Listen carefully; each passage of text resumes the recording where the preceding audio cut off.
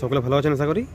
তো এর first part দিয়েছিলাম, তো এটা হচ্ছে সেকেন্ড পার্ট। তো এই সাইকেল চার্জারটি খারাপ হয়ে গেছিলো।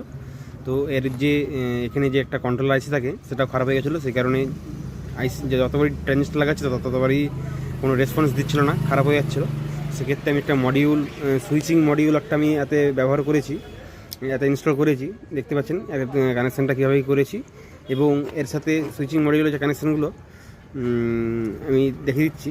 যে একটা ক্যাপাসিটার গ্রাউন্ডের সঙ্গে রয়েছে, মেন যে 350 ভোল্ট থাকে ক্যাপাসিটার, মেন যে ভোল্টেজ ক্যাপাসিটার থাকে তার গ্রাউন্ড প্লাস, এবং ফিডব্যাক থাকে 7টা ফিডব্যাক অক্টো কাপলার দিয়ে পাস হবে, এবং বাকি যে কানেকশানগুলো করে সেগুলো সব করে দিয়েছি। তো এটি কাজটি সম্পূর্ণ হয়েছে। তো আমি আপনাদেরকে চালিয়ে দেখাচ্ছি। যদি এরকম কোনো কাজ আপনাদের আসে যে ট্রানজিস্টার লাগানোর পর হচ্ছে না, তো সেক্ষেত্রে আপনারা এই মডিউলটা ইউজ করতে পারেন। আমি একবার চালিয়ে দেখাচ্ছি। এবারটি দেখতে পাচ্ছেন সবুজ আলোটা জ্বলছে, এবং ভালো করে দেখুন সবুজ আলোটা জ্বলছে। তো যদি ভালো লাগে বন্ধুরা অবশ্যই চ্যানেলটা সাবস্ক্রাইব করবেন। ধন্যবাদ, আজকের মতো এটুকুই। তো দেখা হবে নেক্সট কোনো ভিডিওতে।